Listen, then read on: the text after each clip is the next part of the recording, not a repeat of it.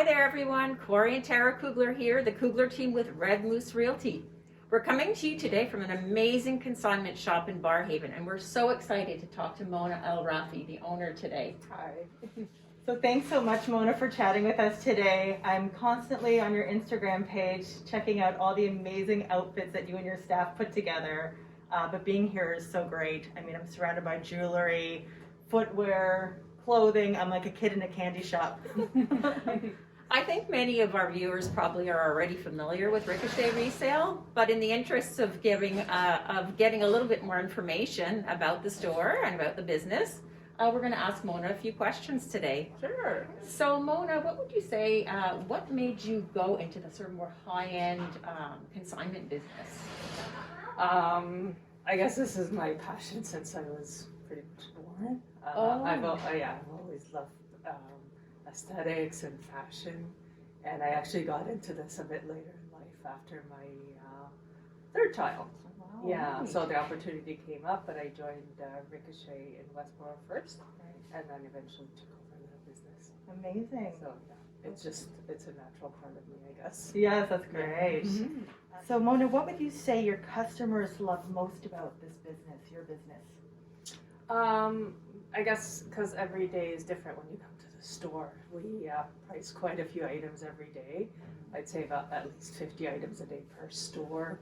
Sometimes in a busy season, you're talking about 100 items or more a day. So you have fresh inventory all the time. You never know what walks in the door.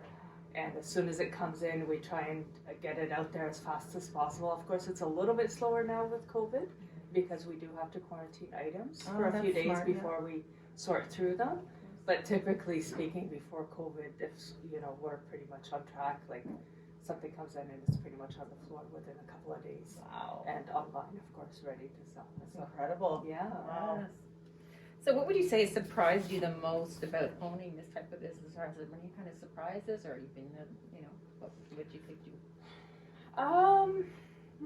Not major surprises. It's just you just never know who's gonna like what. So something can come in and you're thinking, oh my God, this is gonna go instantly, and it doesn't.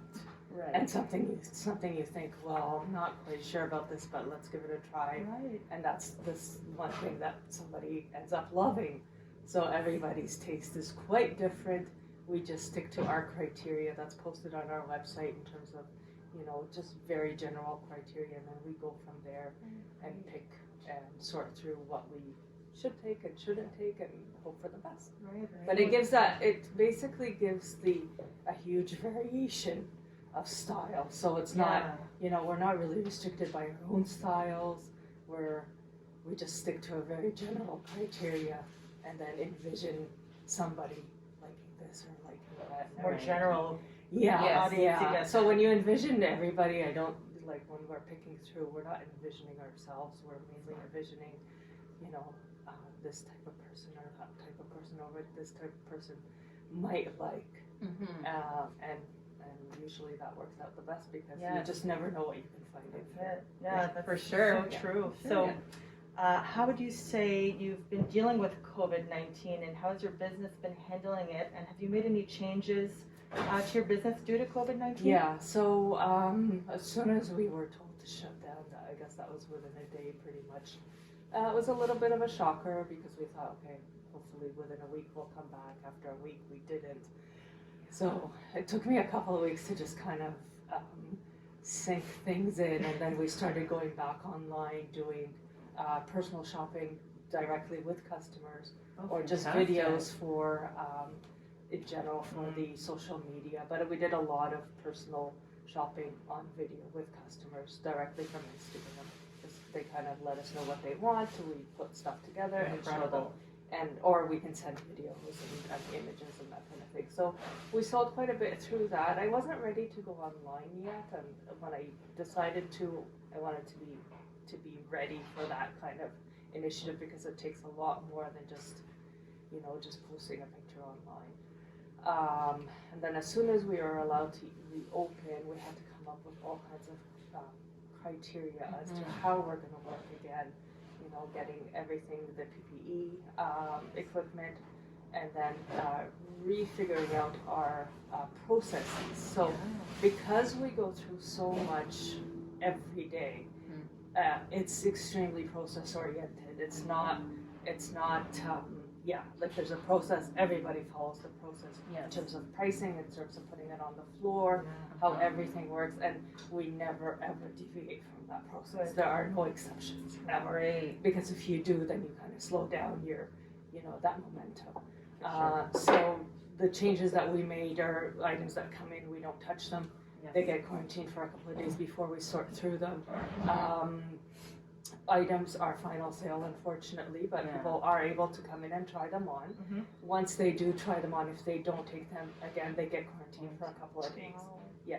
So it's a bit of a change in the process, but it's working well for us, For and sure. customers are happy. Yes. So and then of course we have the hand sanitizer and the Plexiglass Yeah. shield. Requirement to so wear a you mask. put everything online now. You have your online. We don't have there's no way to put I everything. was gonna online. say it's like There's it's no- so much. Yeah. There's no way. Yeah. We pick and choose what we put online. Somebody actually asked me that question, Mhm. and we put whatever we think is sellable online, or people will want. Because High demand, there's no yeah. time. There's no time. There's no time to do it. Well, they have so much inventory. Yeah. And even online, we still put a lot. Yeah. And that's still Yeah. not even 20 to 30% of what we're pricing. That's amazing. Why do you think it's important for people to shop local? Oh God, especially now, because if you don't, our communities will disappear, especially now. So it's just, if you don't support us, then like I kind of explained that to Catherine when I spoke to her. Yes. It's just kind of lobbying for small businesses and for my situation in particular. And basically what I said was, if we go down, let's say, then I lost my income. Consigners also make money off us. They don't make money anymore. And employees are back on unemployment. So the circle of every business that's not supported and has to shut down is huge. It's much bigger than you think. It's much bigger than you. It's all these levels of. It touches so many lives, and so many are, you know what I mean? Like, let's say I'm using a service that, that I can't afford anymore at home, for instance, or something. Right. I can't do it anymore. The employees can't pay their rent, say, anymore. My consigners are no longer making money. Yes. All this clothes will go to landfills pretty much, which is, such a waste. So supporting local means keeping your community and keeping everybody employed. It's so important. Yeah. Oh my goodness. So you have the two locations. You have this one here in Barrhaven, which we'll talk about today because we feature Barrhaven. So what else do you love about Barrhaven? What brought you to Barrhaven? We came to Barrhaven after my second child was born. No, before she was born. And we came because I guess it was a new community. There's lots of, opportunities here. So a bunch of us actually kind of ended up moving to the same community. Right. So all our, a lot of our Close friends are. friends. Close friends, family. So it's such a nice community. It's grown so much since we moved here. Oh my God. When did you move here? What year? I'd say 18 years ago. Wow. Yeah. So it's changed a So lot. it's changed A lot. Yeah. Like Strandherd used to be kind of empty. Like when you now did. it's like you drive down and it's Traffic. Yeah, it's traffic. There's traffic. It's busy. Yeah, exactly. So, I know. yeah, and you pretty much don't really need to live. No. Right? So true. We literally have everything here. Yeah. So Yeah. that's great. Yeah. Thanks so much, Mona, for taking the time to chat with us today. And I'm sure your customers find your online shopping tool really useful right now, especially during this time, which you can find at ricochetresale.com, or you can drop by here in person at 3777 Strandherd Drive, or you can visit the Westboro location at 255 Richmond Road. Ricochet Resale is also on Instagram and Facebook. Thank you so much, guys. Thanks for what you do to the community. Thank you so much. Thank you.